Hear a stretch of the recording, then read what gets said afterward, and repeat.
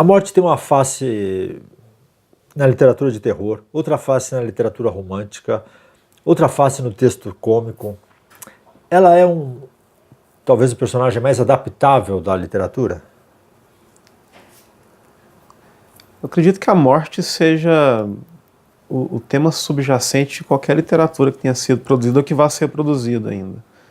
Que mesmo que o tema do livro não diga respeito a ela diretamente, de qualquer forma o autor está escrevendo porque sabe que vai morrer, né? Então a morte vai estar presente em alguma medida em qualquer texto literário que você consiga conceber, assim.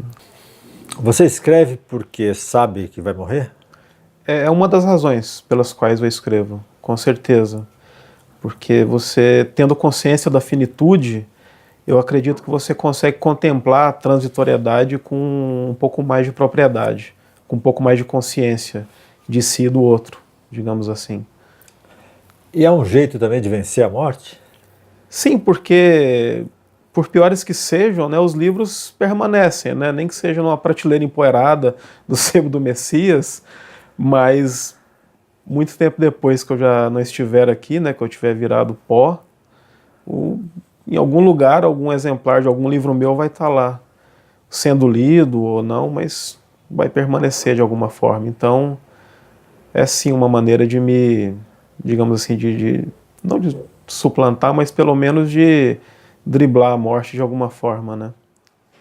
Na literatura brasileira, quem você acha que escreveu interessantemente sobre a morte? Acho que o primeiro livro que vem à cabeça é Memórias Póstumas de Brás Cubas, né? Por razões óbvias, né? Porque, por ser narrado por um defunto e tudo. Mas, além dele, eu acho que existem reflexões muito potentes sobre a morte em Clarice Lispector, em Guimarães Rosa, né? No Grande Sertão, por mais que ali a principal reflexão seja sobre a natureza do mal, mas a transitoriedade está muito presente ali, né? Na maneira como a história é narrada e tudo. Talvez coisa mais clássica seja Manuel Bandeira, né? A Indesejada da Gente. Né? O Consoada, né? Os versos do Consoada, com certeza. E o Bandeira também, que muito cedo ele teve que lidar com isso em função da tuberculose, né? Que o acometeu, né? Então a impressão que a gente tem lendo alguns dos livros, alguns dos poemas dele, é como se ele já estivesse fazendo hora extra, né? Isso desde muito novo. Então é curioso essa relação que se estabelece. Porque para mim, que sou saudável, né, é muito fácil eu ficar falando da finitude ou do que quer que seja. Agora, para alguém que de fato enfrenta uma condição de saúde, que ele pode não, de fato não estar vivo daqui a bem pouco tempo, acho que aí a presença do tema se torna ainda mais forte, né? Porque a morte de fato é presentificável, qualquer raio-x que ele tirar, ele vê, né? A morte fisicamente mesmo, comendo ele vivo ali. Então, o Bandeiras talvez também seja muito, muito forte mesmo na obra dele, a presença, né, da morte. Mas você é um cara saudável, como que você começou a pensar nisso? Então, eu fui criado numa cidade do interior de Goiás, chamada Silvânia, uma cidade de 20 mil habitantes, mais ou menos, na época era um pouco menos, mas em que, primeiro que é uma cidade peculiar, que ela tem 3 colégios católicos, né, 2 salesianos e 1 marista, todos colégios centenários já a essa altura ou quase. E além disso, tem um dado lá que é interessante, que o índice de suicídios em algum momento lá da história da cidade foi muito alto, por razões que eu desconheço. Mas acontecia de pessoas se matarem com frequência lá. Então, crescendo ali nesse meio em que a presença do catolicismo é muito forte, muito opressiva mesmo, e, por outro lado, também percebendo que muitas pessoas que eu conhecia, porque todo mundo se conhece numa cidade pequena, se matavam, ou direta ou indiretamente, né, porque as pessoas lá bebiam muito e tal. E então era uma coisa sobre a qual eu pensava desde muito cedo, assim, porque era muito presente, né? Volta e meia estava indo a um velório de alguém que eu conhecia e tal. Então eu cresci com isso na cabeça, né? Com essa, não de uma forma mórbida que me paralisasse ou que me deprimisse, mas de uma forma mesmo como de estar face a esse dado da existência ou da inexistência e refletir a respeito, acerca dele. Então perdi alguns amigos, né, muito jovens e tal, e isso acaba deixando a gente mais atento para isso, né. De tal modo, quando eu comecei a escrever minhas histórias, esse tema aparecesse com bastante força, né. Como que você vê a ligação dos temas amor e morte, que talvez sejam os dois temas da literatura, vai lá, 2 dos 3 ou 4, né? Como goiano, e pelas coisas que eu já vi lá em Goiás acontecerem, amor e morte para mim sempre termina em parricídio. Porque isso também é uma coisa que aconteceu algumas vezes lá na região onde eu cresci, né? A filha de um fazendeiro conhecer um cara e eles, né, criarem um altar para Suzanne von Richthofen, digamos assim, né? Então, não, mas falando sério, eu não sei, acho que é uma questão filosófica tão profunda, né, que me ocorre em Bataille, né, a maneira como ele trata isso, né, na filosofia dele, particularmente, é uma coisa muito interligada, porque na medida em que a gente é lançado para a morte, a gente tem que buscar na transitoriedade coisas que presentifiquem a vida enquanto ela ainda existe, né.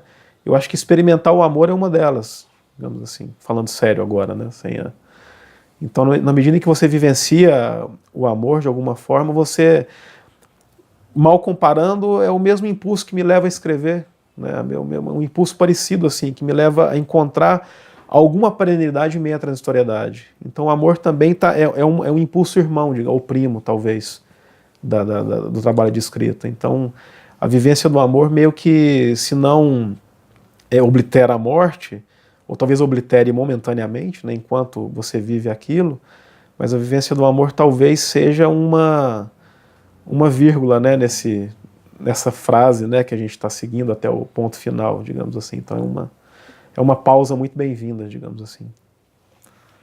A escrita sobre a morte, ela é necessariamente pesada?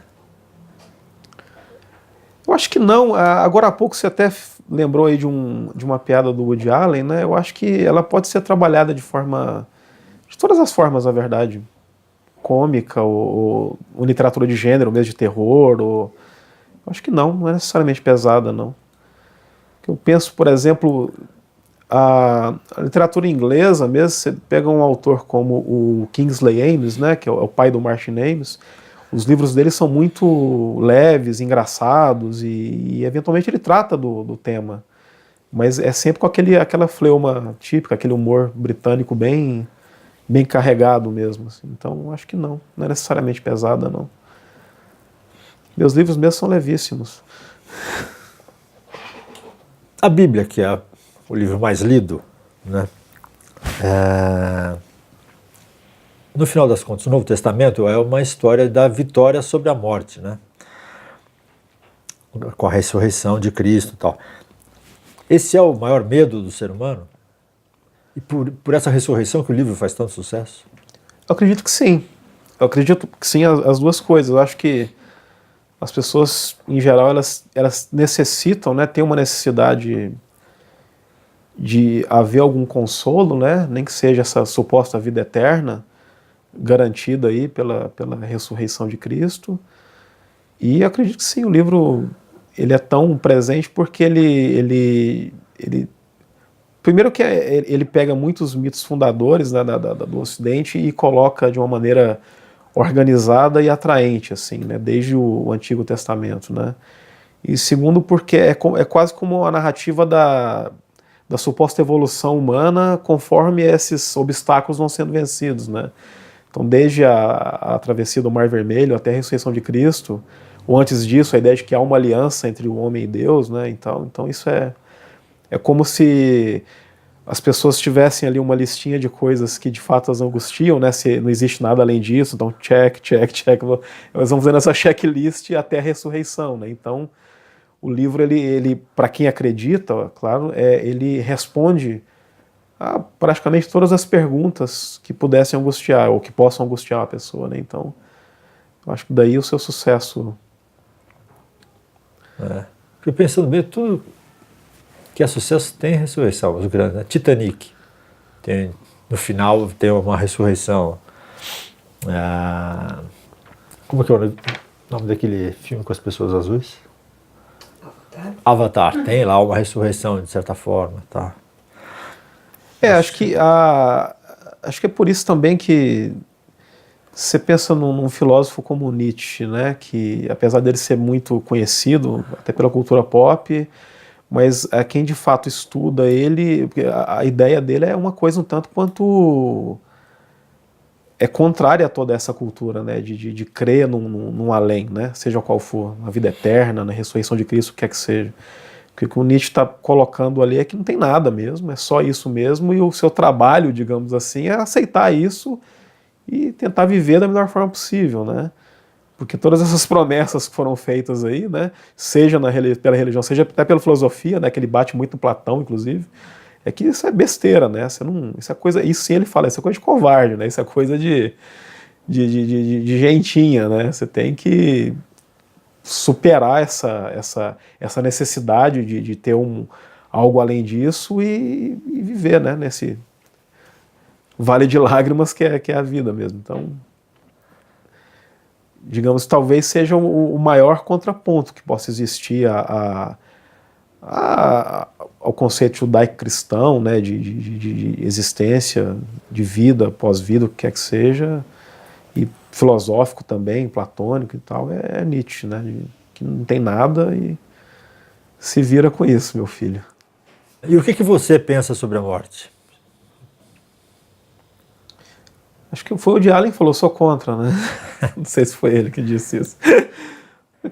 Dá para Mas fazer é aquilo que o Lacan fala, né, nos seminários dele, acho que eu vi isso uma vez, até num vídeo no YouTube lá, ele dando daquele seminário, ele fala, né, você faz muito bem saber que vai morrer, sabe? Assim, a melhor coisa que você pode fazer para si mesmo é saber que vai morrer, porque a partir daí você tem uma liberdade muito maior para cuidar de si e dos outros, enquanto isso for possível, ou até onde isso for possível, né?